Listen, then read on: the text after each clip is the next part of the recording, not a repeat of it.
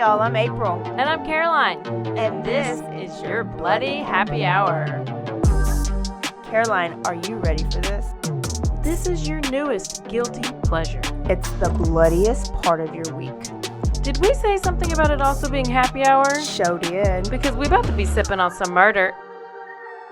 Bloody Happy Hour.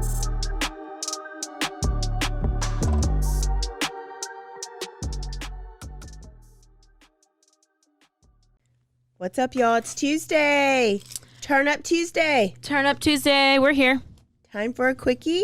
It's just some quick crime in the news. Some quick happenings. Yeah. There's a lot of things happening. So many things, but just two that I have been paying a little bit more attention to. So I'll go right into it. Demetrius Allen. He is the PRCA Pro Rodeo bull rider that was killed Monday, September 12th. Did anything like that come across your timeline? No. Did I not send it to you? No. Well, he was young, 27 years old, and he's like he's professional. So there's bull riders that just go to these little play days and they'll do like these small rodeos, but they got their real jobs. Well, this was his real job. He made money. He had sponsors. He was on TV. He'd go to Vegas. And he was 24th actually in the country. So pretty legit. They would call him Ouncie because he was small. Yeah, when he was little, he was premature. Good job. Mm-hmm. But he just was legit in this rodeo. I think it was originally from California, living in Texas, of course. But there was a rodeo in Utah. Mm-hmm. And at the fair. And he had a great run. And his girlfriend was there. And so he had a girlfriend there that he would go in, that he planned on staying with after the rodeo. So they left the rodeo. They went out to a bar. And something happened at that bar where they ended up getting into a fight. Always, right? Always. How many fights start at? So many fights. With alcohol and bars and whatever else. Well, I don't drink at all. No, I don't either. Why aren't we on whatchamacallit's podcast? Pay Off with Pete? Yeah. I don't know. Obviously, we're sober. So they got into a fight. So he ended up not riding home with girlfriend. Not riding home with her. He rode home with somebody else, it just said a friend, but it didn't say like, was it a girlfriend? Was it a guy friend? Was it a friend that he met at the bar? 'Cause, sometimes you meet people at the bar and they're immediately your best friend. You have so much trust in them. And you ride home with them. You ride home with them. Well, he on his way home, he texted girlfriend and he was like, I'm getting my stuff and I'm not staying there. Oh, mad. He's real mad. Yes, but very calmly. And the text was even very calm. So he was going to get his stuff. And he was going to remove himself from the situation because it obviously got bad at the bar. Yeah. He did not even have a chance to, because a gunshot came through the door, hit him in his torso, and he died. Like when they pulled up to the house? I couldn't get whether he was in the house and on the other side of like the bedroom door, or if he was in front on the front door, and the bullet came through the front door. I was thinking the car door. When you said the door. Sorry, yeah. House door. Yeah. House door. Because there's like fragments from the actual door. Yeah. So even though he was behind a closed door, she is saying what? Self-defense? Yes. Oh my gosh. And it came across the screen as a domestic violence. Because it's So I just saw he died. Pro rodeo, and my husband and his father-in-law, they're big rodeo fans. So I sent it to him, and he was like, so sad, domestic violence. When you hear domestic violence, what do you automatically think? The guy killed the girl. Yes. Yeah. So I was like, oh, was he after her and then she killed him? Or I was like, maybe he was at his parents' house and his dad killed mom and him. Like, it was just hard for me to fathom the fact that the male could have been the victim, but stats say that it's about equal. Well, here recently, it seems like the male's like the OnlyFans murder. Get me talking about Johnny Depp and Amber Heard again. That wasn't a murder, so it's good. So that's just basically where it is. He has a 5-year-old little girl. The day before, he had texted her, say, I'm coming home and I'm bringing you a puppy. And she had already named the puppy. He was supposedly a great dad, great bull rider, great person. There's no reports that there was any physical abuse, like that he was mean or abusive or anything like that. And she just had this gun in that house, I guess. It did say that they were on again, off again relationship. So a lot of the times that's like a clue, like there was something tumultuous going on. Was there cheating? Was there verbal abuse? Was there physical abuse? And wouldn't you be so scared if you had a gun and you had to use it? Would you be scared to use it? Be like, oh my gosh, I've never shot at a human. Yeah. I know. I feel like, I would be like, I don't want to do it. Yeah. Like you think that you'd be badass and do what you have to do. For sure not. There'd probably be shaking. I would definitely miss 100%. Yeah. I would I would hit like the dresser drawers, like way in the background. It would be really bad. So I should start practicing. Horrible, I think. Horrible story. Sad story. Is there any did she call 911? Did she try to do anything about? Friend called 911, and she said it was self-defense, and that's where we're at now. Because I'm thinking about Ellen Greenberg in that case, and she was when he called 911, it was like, oh, she's hurt and she's bleeding. Oh, there's a knife in her chest. I didn't see it sticking out of her chest. Yeah. So, and maybe stuff like that will continue to come out. This just happened. So probably by the time this airs, it'll be something totally new. But so be looking out for that story. I just want to see if more things are going to develop from that. And speaking of Ellen Greenberg, I did just see that the DA said that they were reopening the case. Good. Remind them what case that is. Ellen Greenberg, she was the one in Pennsylvania, Philadelphia. Mm-hmm. And she was the teacher. She was at home, and she was the one that was stabbed several times, like 20-something little tiny stab marks. There's the image on the post, like little tiny stab marks in the back of her head, in the back, in her back, in her neck. Mm-hmm. And then the fatal wound was in her chest with the knife. And it was like at first it was a murder, and then it was suicide, and then it's still at suicide. Yes. And apparently the boyfriend, he ended up being related to some of the lawyers or head judges and stuff like that. And so it like a cover-up type thing. Like all of this, everybody who's done stories on it is like, there's no way that was a suicide. No, there's no way at all. No.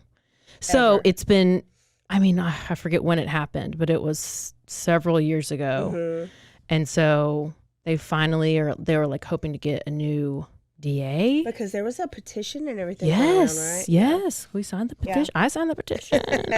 I remember. Okay. So I did see that. And then I did see something about Adnan Syed. Yes. Just happened. If you have ever listened to Serial. Yeah. I just recently listened to it when we were doing the Guilty or Innocent month. And my cousin sent it and she was like, what do you think? And I listened to the whole thing, and I wasn't sure at all. Like, I wasn't totally convinced it wasn't him, but I wasn't convinced that it was. Mm-hmm. And so they're not saying he's not guilty. They're saying they're going to let him have another trial, right? Yeah. They vacated his sentence, and it's going to go to trial again, is what I thought. Yes. Given the stunning lack of reliable evidence implicating him. And I think they got new DNA, or it matched 2 other suspects. That's what I briefly saw. So, Mr. Syed is grateful that this information has finally seen the light of day, and he's looking forward to his day in court. So, when was this? Yesterday. No, the case. Like, it's been a while that happened, that case. Oh, was it 99? Yeah. A judge in the 1999 case covered in Serial podcast. So that is my senior year, and this happened their senior year. So he's 42 years old. He's been there since after high school. And I listened to that whole thing, and I didn't. Or 41. I don't think I thought he was. I think I thought he was innocent. Yeah. So.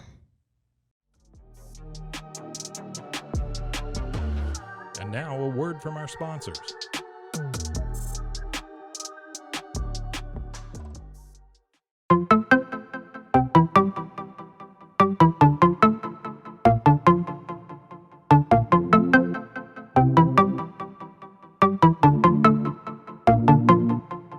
Welcome to One Star Rewind, a new podcast about those dreaded one-star reviews that every business owner hates to receive, but yet every customer loves to read. During this podcast, we will peel back that one-star review to better understand how it happened, when it happened, and what the business owner is doing after receiving that one-star review. This podcast will be about love, hate, and laughter. On One Star Rewind, we will meet with real business owners who will tell their stories and how they do rely on reviews for their business. Follow us on Facebook, Instagram, or download us at roguemedianetwork.com. Please subscribe, but only rate and review for not a one-star review. Join us each time for a new review and a new story.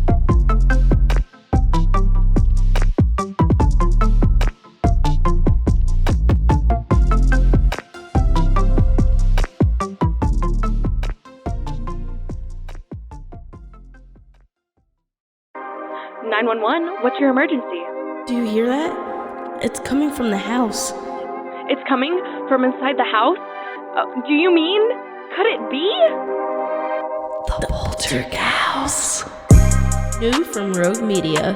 Two haunted hotties talking about haunted places. Every episode we dive deep into the darkest places and give you a bit of history. We're getting spooky in all the right places. You've gobbled your last ghoul. Follow along for the craziest and spookiest stories with Debbie's Dark Tourism. The Stanley Hotel, Winchester House, The Alamo, Hotel Monte Vista, and more spooky places. Find us at _Poltergals. POLTERGALS. Look over your shoulder. It's us, The Poltergals. Wherever you consume the podcast, you can find us there.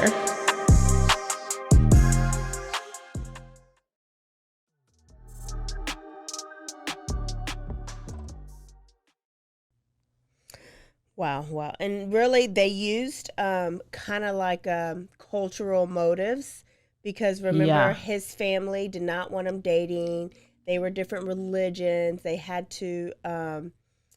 that he would be disgraced if his family found out that he was dating her. Mm-hmm. So why not kill her and so that you're not shamed by your family? Yep. He's 40. Yep, he's 40. Okay, so be on the lookout for that. And then the New York mom. I posted about this on Instagram stories briefly. I haven't looked into it much, but it's terrible. She drowned her 3 babies. And I heard that she was walking along the waterfront or whatever. They tried to talk to her and she wouldn't even acknowledge them. Like, she was clearly out of it. I think she was barefoot and just like wondering, just soaking wet with a robe. Yeah. Her name was Erin Merdy, and this is in New York. And so Nancy Grace pointed out that this, have you seen the movie? Excuse me? Are you trying to take my Nancy Grace? She is hilarious.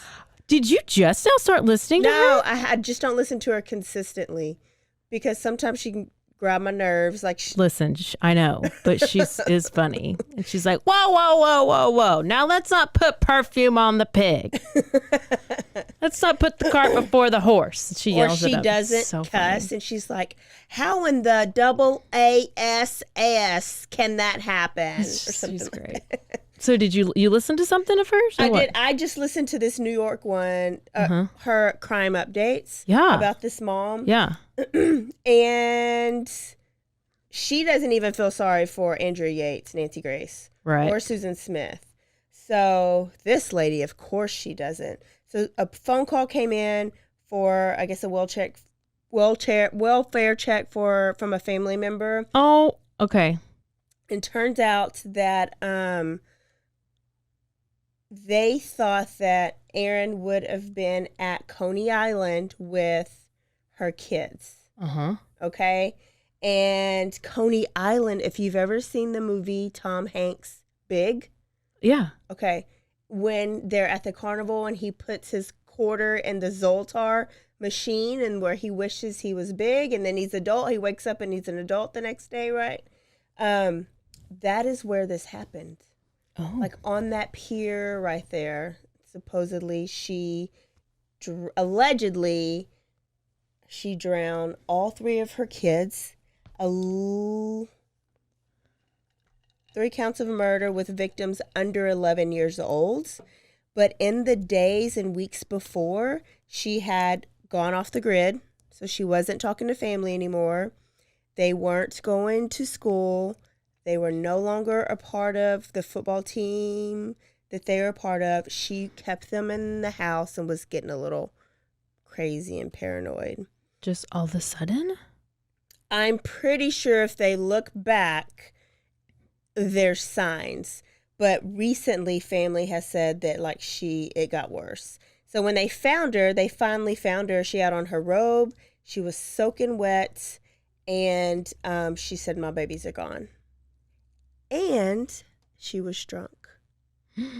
Allegedly drunk. Listen, I'm real mad right now because I'm looking at my missed episodes of Nancy Grace because I haven't been listening to them lately because I've been doing my research. And it's the last 2 episodes are of this case, and then the one that was posted today was the rodeo. Oh, yeah, the rodeo. So I would have known about it. I'm so mad. Look at I always you. need to be in the know, and I'm not in the KNOW. But Now you are. that is, and she was drunk. She had custody. Was there a husband or dad or? Dad called. What? And okay, I have a lot of questions, but I know that we don't have all the answers. So Yeah. I'll hold my questions. All I know is Dad called and because he was concerned, but he was at home, and he's the one that said that I think they're at Coney Island, but your ass is at home. So if I was concerned that my wife's going crazy and might be doing something to my kids, I'm not at home with my door wide open, sitting on the couch. Maybe it was Monday Night Football. I don't know, but Probably. which I don't know what he was thinking. I don't know what he was doing. He could have been doing things from at home. Yeah, So, we don't know. Sure enough, they were there, and all of his kids were dead. They talked to one of the little boys' football coach, and how the coach begged the mom to let him play football again. 'Cause it was so Is this great. like an ocean right there? Like one of the oceans? Yeah. I should know. I am Pier. geography. Oh. Pier? Pier? There's a pier. I know. The pier's over the I know. ocean. I didn't know if it was like a river or like a. It's a beach. It's an ocean. We're so good. I'm gonna open my territory check maps right now. She drowned them in the sand. There's no ocean near at all. Oh. I was like, what? I was like, how do you drown in the sand? So she's going through a psychological evaluation right now. And that pissed Nancy off because she was like, how come every time a mom kills a kid, we put her in the psych ward? Why don't we put her in jail? It's murder. It's murder. It's murder. Well, don't know. So I would like to know where this is going to go. Sounds like she was kind of going a little crazy. Yeah, Is it it going to does. be an Andrea Yates type situation? Or is it not? I don't know. I just don't. That's all I have. Well, there's so much to look forward to. I can't wait to come back to these. Yeah, I want to follow those. And we were obsessed all last week about the Kylie Rodney case. And They're just still. it's still just nothing. But the theory for me has changed a little bit. Oh, what? I thought I told you is, remember Kylie is the one that was at the party. Uh-huh. She was found in the water. I'm telling them. I know you know. She's the one that's found in the water, right? Yeah. Her car. Uh-huh. Police searched everything, didn't find it, but then the divers came in and found found her like immediately. Yeah, Adventure with a Purpose. Then it came out that a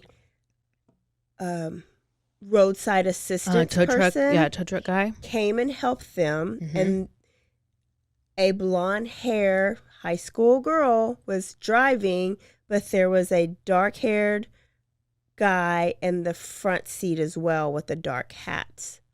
Oh yeah, are you going by how he explained, how he described that guy with the hat and the hair? Yeah, but you just it could have been anybody. Yeah, so but yeah, people heard that and was thinking that really describes her ex.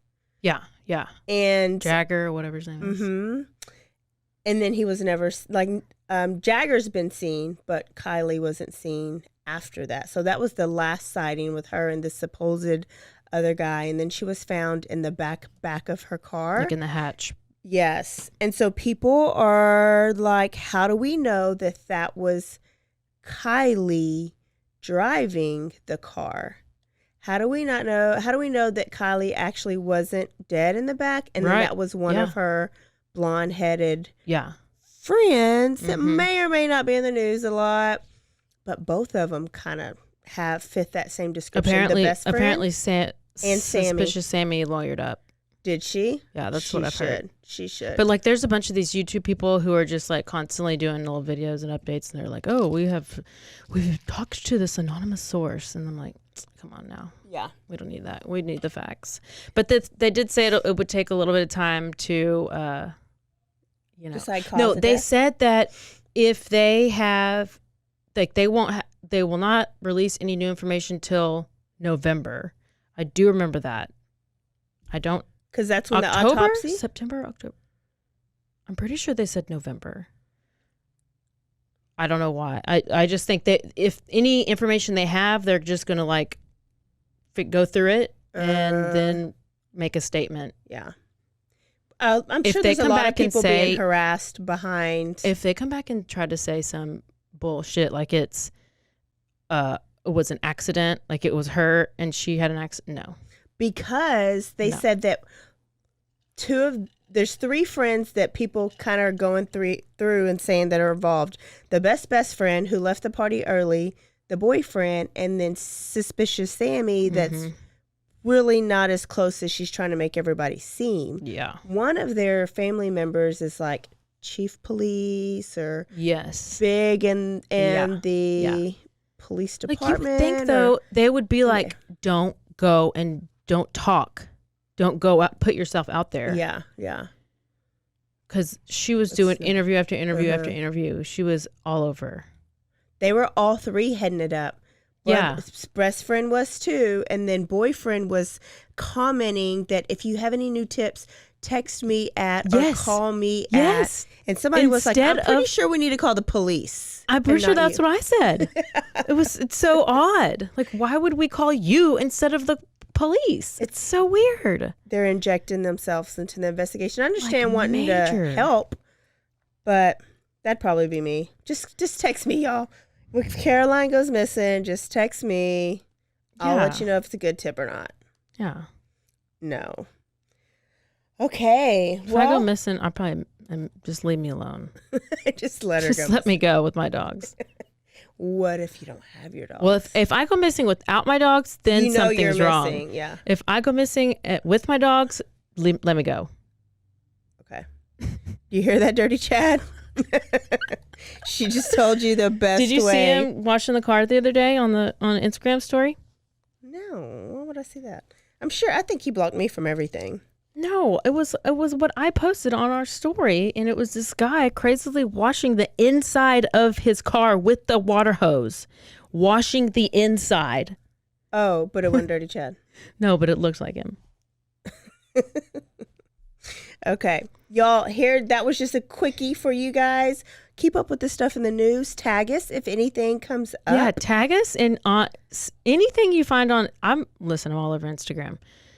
Tag Bloody Happy Hour and put it in. We can add it to our story. Anything we miss, and that way we'll know about it. That we should be talking about, that you want us to follow. Because we're going to try to do these quickies every week, because you got to have a weekly quickie. Yeah, at least once. All right, Turn Up Tuesday is over. Thank you for tuning in. We will see y'all Thursday. Caroline's going to come with a good story. Don't forget to stay aware, stay alive, and always be DTF. Bye. Bye.